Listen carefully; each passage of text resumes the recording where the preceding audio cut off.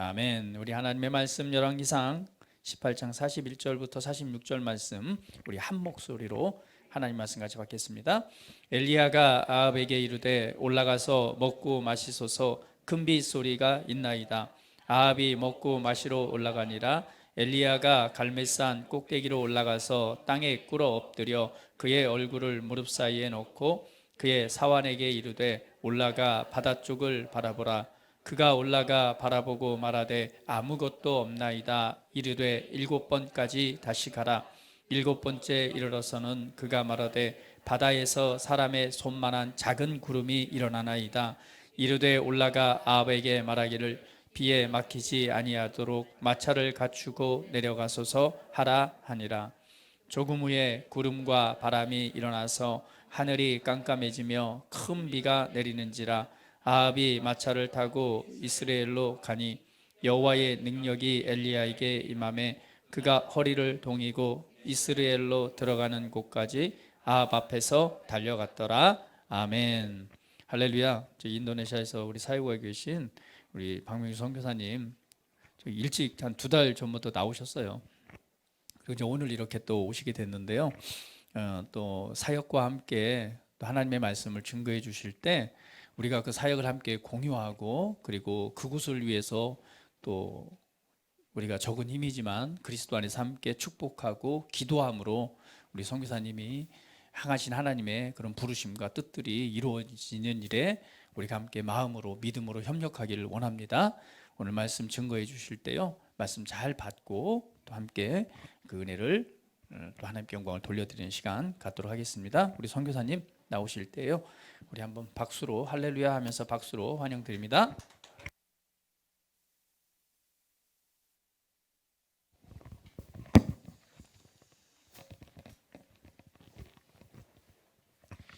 반갑습니다. 그리스도 향기 교회 늘 생각할 때마다 참 마음이 푸근하다 생각되는데 역시 오늘도 이렇게 들어오는데 늘 집안에 들어온 듯한 그런 느낌입니다. 참 작은 이 코로나 바이러스라는 것이 예배의 스타일도 바꾼다라는 그런 생각을 해봅니다. 한면에 이제 앞으로 우리가 정말 마지막 때가 됐을 때일수록 하나님을 우리가 마음껏 찬양하지 못하고 예배할 수 없는 그런 때가 곧 올 것인데, 우리가 하나님을 마음껏 찬양하고 예배하고 경배한다는 것이 얼마나 큰 은혜이고 복인지 우리가 다시 한번 생각하고 우리 삶에서 특별히 이런 어려운 시기에 또 예배를 사모해서 나오시는 우리 모든 주의 성도들에게 주님의 이름으로 축복을 드립니다. 기도하겠습니다. 사랑하는 아버지 하나님, 참으로 여러 가지의 상황 가운데서 또 주의 뜻을 행하시며 하나님께서 그것들을 통하여서 이루시는 그 하나님의 능력을 감사하고 찬양합니다. 오늘 또 하나님께서 우리에게 들려주실 말씀을 통하여서 하나님께서 무엇을 깨닫게 하시는지, 하나님께서 원하시고 바라시는 것이 무엇인지를 함께 묵상하고 그것이 내 삶 속에서 나타나기를 원합니다. 감사합니다. 예수님의 이름으로 기도합니다. 아멘. 요즘 코로나 바이러스 때문에 온 나라가 불안과 염려로 참 가득합니다. 언제 옮길지 모르는 그런 두려움, 그리고 코로나 바이러스 때문에 경제가 올스톱이 된 것 같아요. 너무 마음이 아파요. 정말 있는 분들은 잘 모르겠지만 정말 저희들처럼 넉넉지 못한 분일수록 정말 가게, 생계, 이것저것 염려가 한두 가지가 아닙니다. 참 그럴 때마다 특히 이제 없어서 힘든 분들을 생각할 때마다 제 가슴이 너무 아파요. 이렇게 코로나 바이러스는 한 개인의 문제가 아니라 국가적인 이런 위기 상황을 가져왔습니다. 하루속히 해결돼야 될 우리 모두의 고민이고 바람이고 그런 문제들입니다. 그런데 이러한 문제가 우리에게만 있었던 것이 아니에요. 오늘 우리가 다 읽지는 않았지만 열왕기상 17장 또 18장을 보면 이스라엘 백성에게 3년 6개월 동안이나 비가 내리지 않았습니다. 왕을 비롯해서 이스라엘 백성 모두에게 생사가 달린 그런 문제 앞에 서게 되었습니다. 어떻게 보면 여러분 한번 생각해 보시죠. 우리 코로나 바이러스는 그래도 한 몇 달이면 그래도 사그러지고 다시 제자리를 잡을 거라는 그런 기대감이 있기 때문에 조금 덜할 수도 있어요. 근데 우리의 생명과 직결된 이 물이 3년 6개월 동안이나 비가 안 내렸다고 한번 생각해 보십시오. 마시는 물이 없어요. 우리가 마시는 물이 없으면 바로 죽을 수 있잖아요.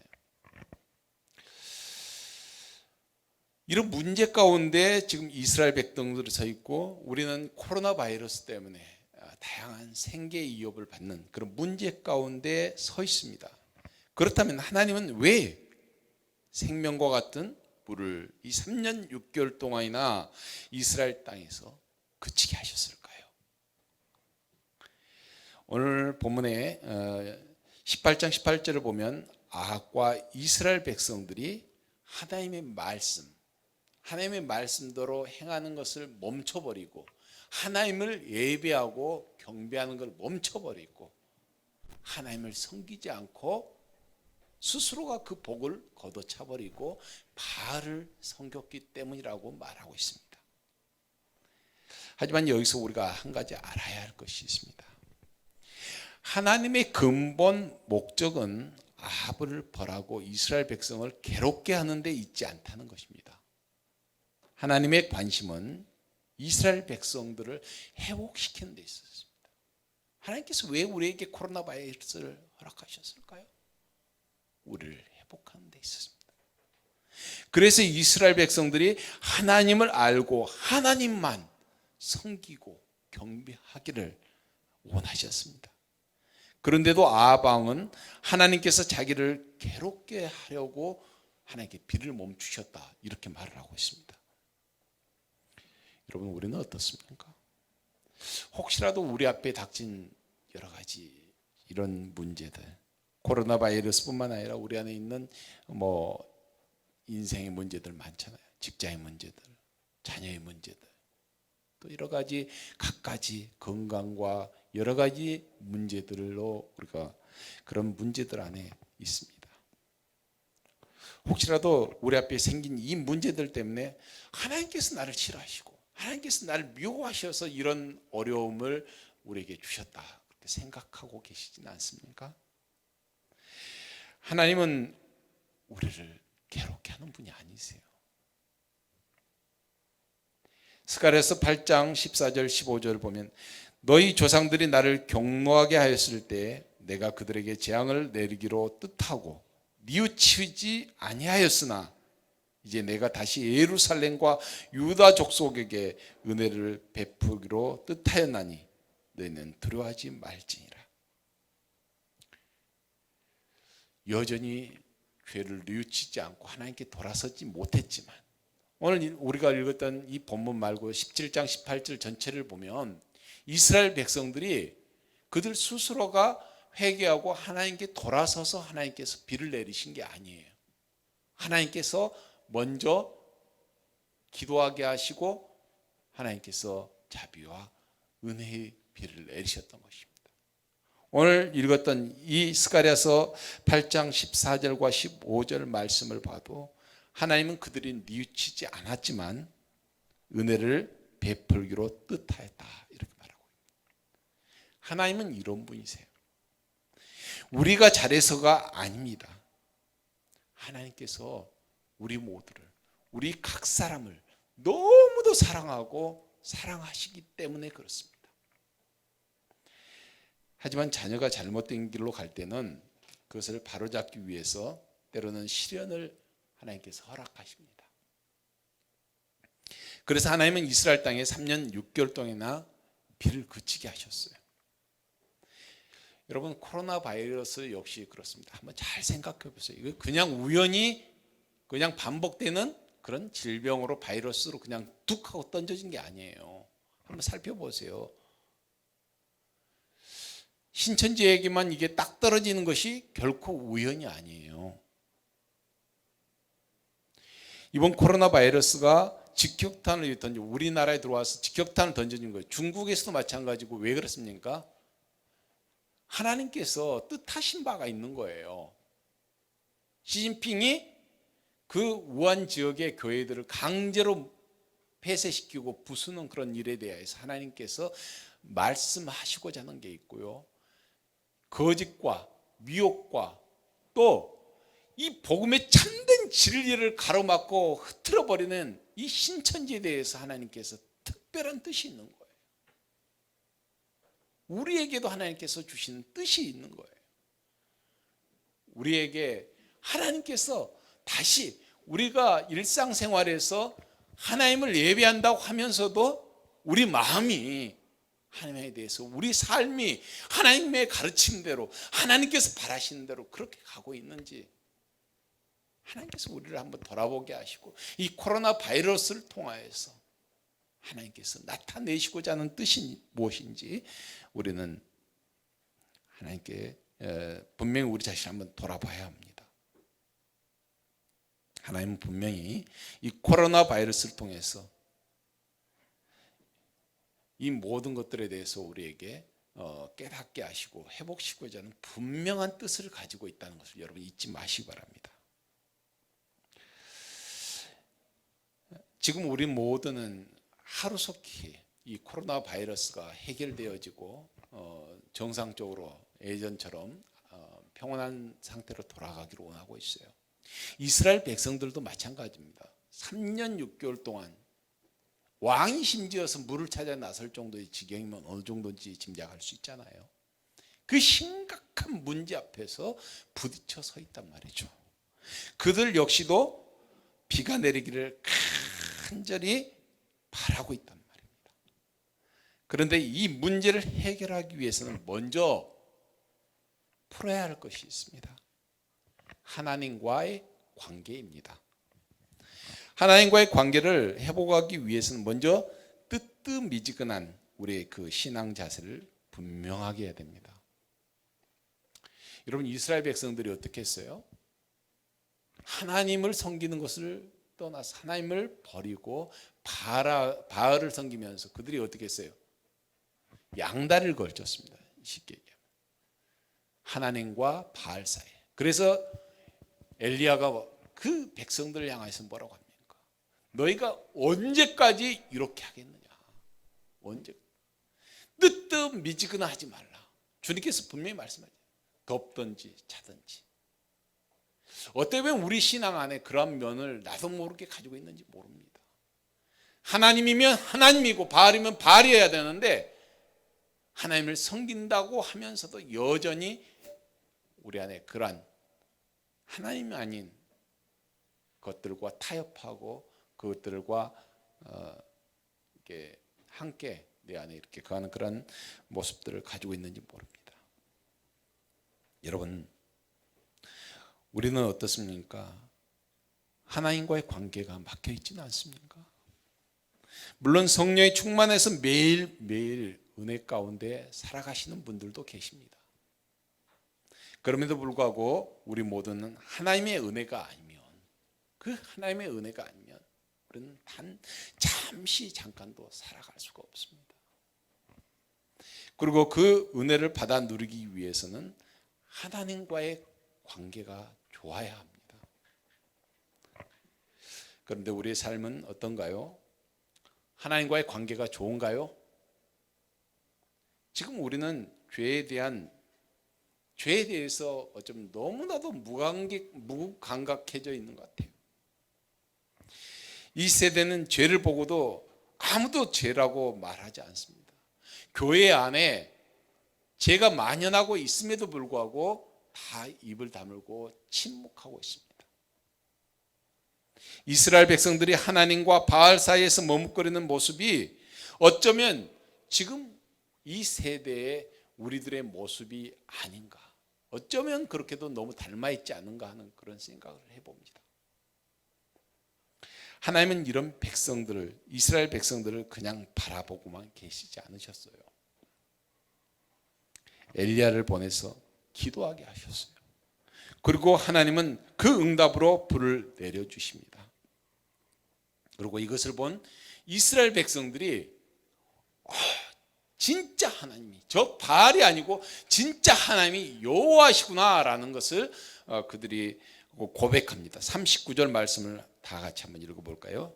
18장 39절 시작. 모든 백성이 보고 엎드려 말하되 여호와 그는 하나님이시로다. 여호와 그는 하나님이시로다 하니, 하나님은 이런 이스라엘 백성들을 향하여서 그들이 그렇게 원했던 비를 내려주시는 거예요. 지금 우리 안에 하나님께서는 이 코로나 바이러스가 어떻게 되면 우리 심령을 다시금 새롭게 하고 하나님과의 관계를 새롭게 하기 위한 하나님의 은혜와 자비의 또 이런 과정을 통과하게 하시는 하나님의 뜻이 아닌가도 우리가 생각되어지는데, 한번 우리가 그렇게 또 돌아봐야 될 거라고. 여러분, 이스라엘 백성들이 하나님과의 관계가 회복되어졌을 때 큰 비를 내리신 것처럼 지금 우리 안에서도 하나님 앞에 머뭇거리는 그것들을 내려놓는다면 하나님께서 지금 이 순간에 우리 안에 가지고 있는 모든 문제와 염려와 그러한 막고 있는 그 모든 것들이 열려지게 되고 뚫리게 되는 것을 믿으시면 아멘 하시기 바랍니다. 자, 여러분, 이스라엘 백성과 이제 하나님과의 그 맡겼던 관계가 풀어졌어요. 그렇다면 모든 게 다 해결된 거 아니에요? 이제 곧 이 코로나 바이러스도 저는 해결될 줄 믿습니다. 믿으십니까? 모든 생활이 곧 정상으로 저는 돌아갈 거라 믿습니다. 자, 그런데 여기서 끝이 나면 될까요? 우리가 드라마나 또 영화나 이런 것들을, 소설이나 이런 책을 봐도 그렇지만 어떤 갈등이 있고 나서 그 갈등이 딱 해결됐어요. 풀어졌어요. 이스라엘 백성들에게 그 고민거리였던 그 생명을 위협했던 비가 내리지 않아서 문제였던 그곳에 비가 내리게 되면 모든 문제가 해결됐어요. 그렇다면 이것으로 끝나야 되는데 TV나 영화 같으면 여기에서 해피 엔딩으로 끝이 날 겁니다. 그러나 믿는 그리스도인들은 여기서 끝이 나면 안 됩니다. 하나님께서 우리를 회복시켜 주신 것은 우리의 문제를 해결해 주시는 것만이 목적이 아니었다는 것을 우리는 알아야 됩니다. 이스라엘 백성들을 그 가뭄의 문제를 해결시켜 주신 것은 그냥 가뭄의 문제를 해결시켜 주는 것으로 끝나는 것이 그 하나님께서 목적이 아니었다는 거죠. 그것을 통하여서 이스라엘 백성들이 진짜 살아계신 하나님이 누군지를 똑바로 알고 하나님과 관계를 똑바로 하며 그렇게 하나님을 경배할 뿐만 아니라 하나님을 믿지 않는 다른 사람에게도 보여주라는 그런 하나님의 분명한 메시지가 그 안에 있었다는 거죠.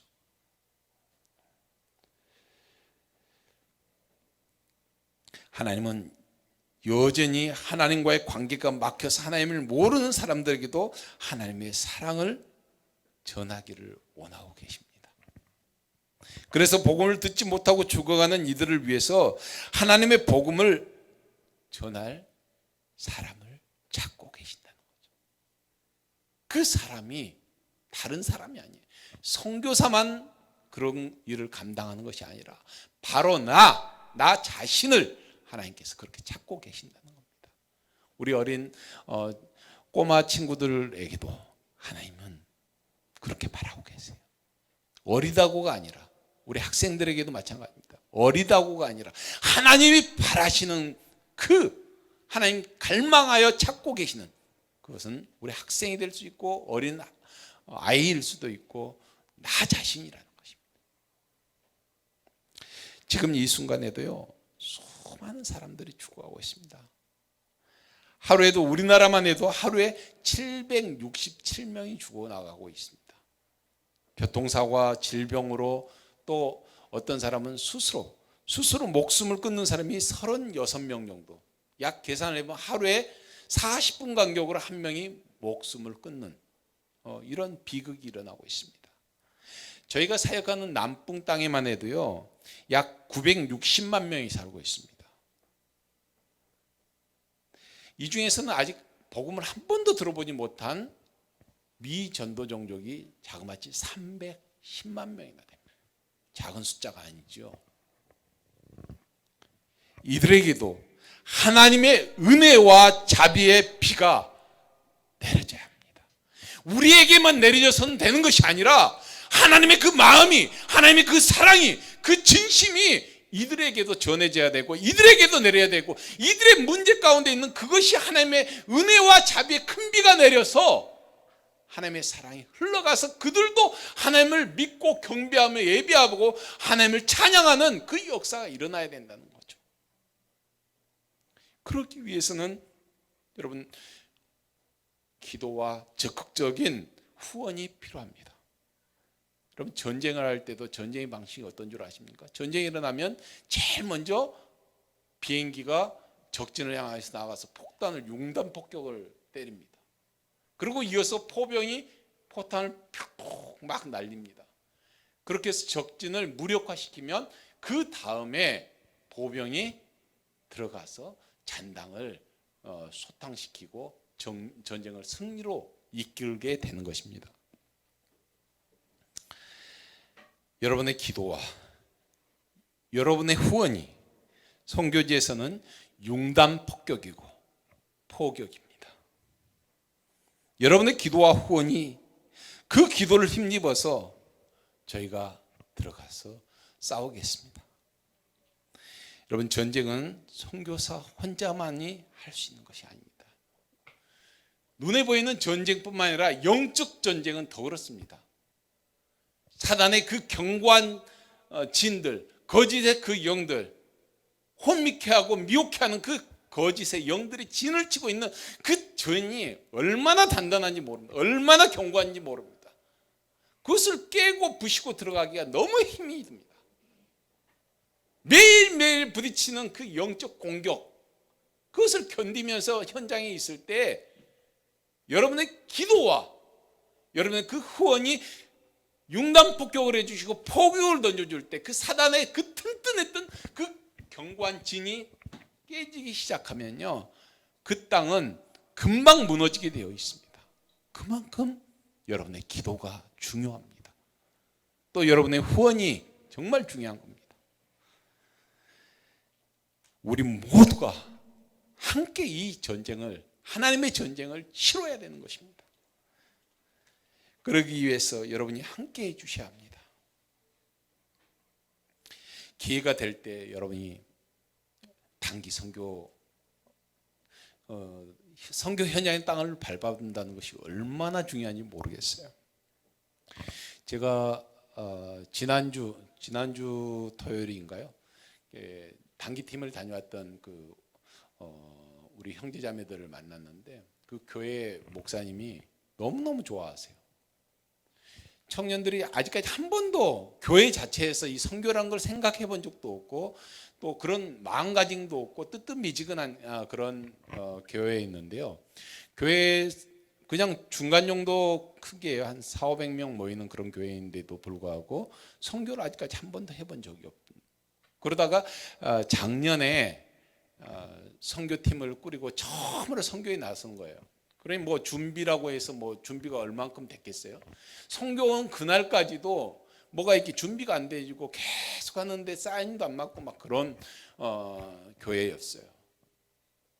그런데 그들이 그럼에도 불구하고 그들이 선교 현장에 와서 그 사역지를 둘러보고 준비가 안 된 가운데 왔었지만, 그러나 그때 그 안에서 선교 현장을, 사역지를 돌아보면서 사역을 하고 매일 부딪혀오는 그 영적 전쟁 안에 실제적으로 눈앞에 나타나는 그 영적 전쟁 안에서 함께 기도하고 그 안에 그 사단의 방해와 공격 안에서 기도했었을 때 그게 확 무너지는 거 눈으로 직접 목격하게 되고요.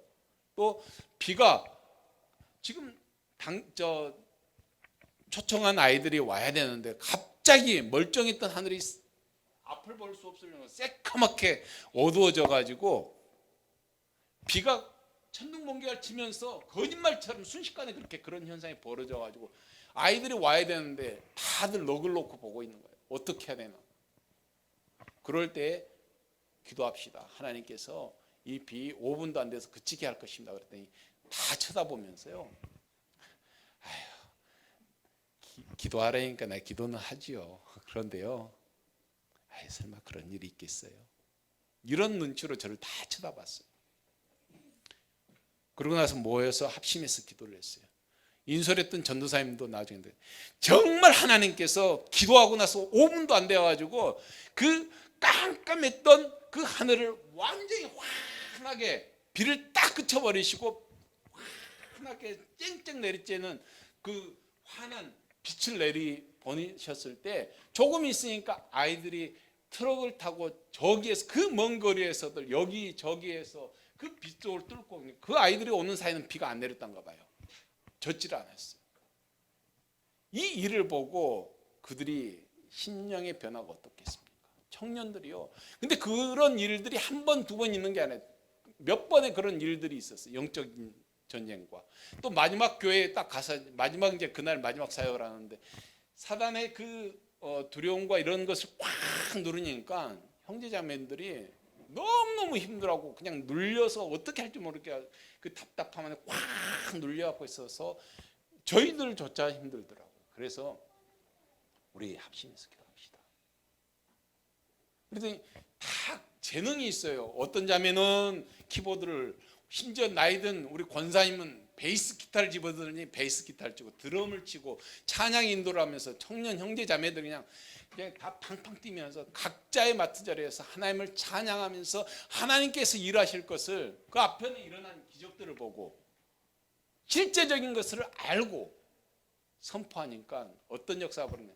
그 안에 어둠이 확 물러가면서 갑자기 형제 자매들 안에서 그 울음이 터져 나오고 그동안 눌렸던 이것들에 대해서 자유함을 보고 막 하나님을 찬양하고 경배하는데 그 지역의 그 놀라운 일들을 그리고 그들이 달려왔을 때 이들이 변한 모습을 보고 교인들이 다 놀래됩니다. 그리고 그들이 목사님도 마찬가지고 이 청년들이 그냥 그 학생들이 터닝 포인트를 경험하고 나서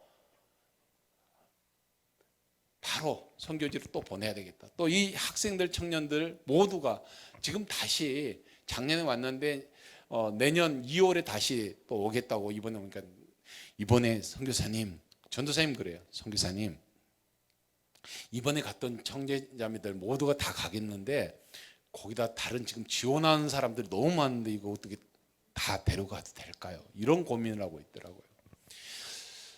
선교 현장에서 여러분들이 직접 하나님의 말씀을 듣고 이 현장을 바라본다는 것이 그렇게 중요한 게 뭐냐면 여러분들이 한번 다녀갔었을 때 현장 안에서 그 단기팀이 잠깐 다녀가지만 그 현장의 무슬림 아이들 또 교회를 나오는 아이들 머릿속에 뭐가 있냐면 한국에서 다녀간 그분들이 스킷 드라마 잠깐 한 그것을 듣고 아이들이 석 달 동안 그것을 역할을 맡아서 그것을 하고 있는 거예요.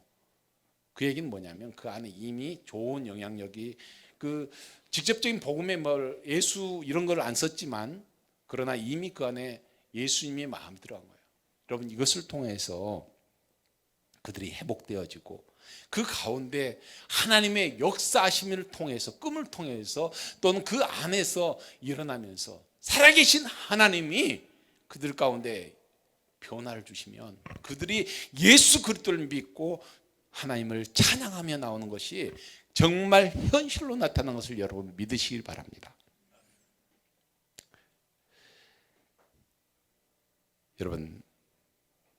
여러분께서 이 하나님께서 이스라엘 백성들을 회복시키기는 그 과정의 도구로 큰 비가 내리지 않는 그 가뭄을 사용하셨듯이 또 지금 이 대한민국 가운데 하나님께서 한국 교회를 다시 한번 깨우고 한국 교회를 다시금 한번 쓰시기 위해서 저는 이 코로나 바이러스를 허락하셨다고 봐요.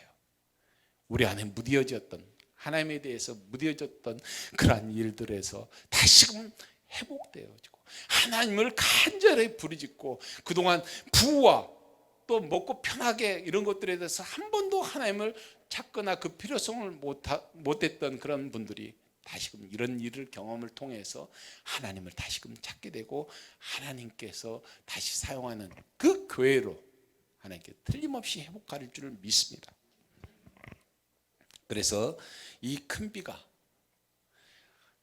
하나님께서 내리시는 이 큰 비의 의미는 단순한 가뭄을 해결하는 그런 비가 아니었다는 것을 코로나 바이러스를 해결하는 것이 단순히 그냥 한번 이렇게 해결하는 데 그치지 않았다는 것을, 하나님은 그러한 것들을 허락하시고 그것을 해결하신 것은 근본적으로 하나님께서 우리 각 사람에게 맡겨주신 가서 전하라는 그 사명을 감당하기 위해서 하나님을 더욱더 깊이 예배하고 찬양하고 하나님과의 그 본래의 에덴 동산으로 돌리시고자 하는 하나님의 깊은 사랑, 그 사랑이 우리에게 향하고 있다는 그 하나님의 열심이 우리 안에 있다는 것을 여러분 잊지 마시기 바랍니다.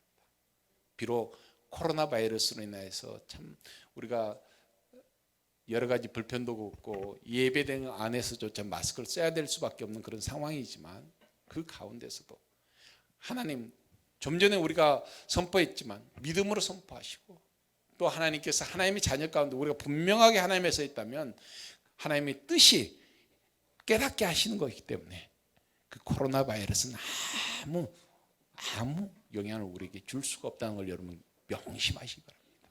다만 그 코로나 바이러스도 또 비가 내리지 않는 것도 하나님이 우리를 회복시키기 위한 하나의 도구에 불과하다는 것을 여러분들 기억하시고 두려워하지도 마시고 하나님 앞에 우리가 반듯하게만 서면 하나님께서 우리에게는 항상 최고의 복으로 최고의 것으로 허락하신 것을 여러분 믿으시기 바랍니다. 그리고 그 복으로 우리뿐만 아니라 복음을 듣지 못한 사람들에게 복음을 증거하는 우리 모두가 되기를 주님의 이름으로 축원합니다. 기도하겠습니다. 사랑하는 아버지 하나님, 고맙고 감사합니다. 참 온 나라가 이 코로나 바이러스로 참 어렵고 힘겨운 싸움을 해나온 가운데 있습니다. 그러나 이것을 허락하신 하나님, 하나님의 그 사랑을 우리가 다시금 깨닫고 하나님 앞에 우리를 점검하며 이 나라의 이 민족이 한국 교회가 다시금 하나님 앞에 온전하게 서서 이 마지막 시대에 대한민국이 또 우리 한국 교회가 세계 선교에 또 귀하게 한번 더 쓰임 받기를 원합니다. 하나님, 또 어려운 가운데 또 하나님을 찾고자 예비하여 또 이곳에 나온 우리 그리스도의 향기교회 모든 식구들 가운데도 하나님께 한량없는 은혜와 복으로 주시고 그 사업도와 또 집도 하나님께서 지키시고 보호하여 주시옵소서. 예수님의 이름으로 기도합니다. 아멘.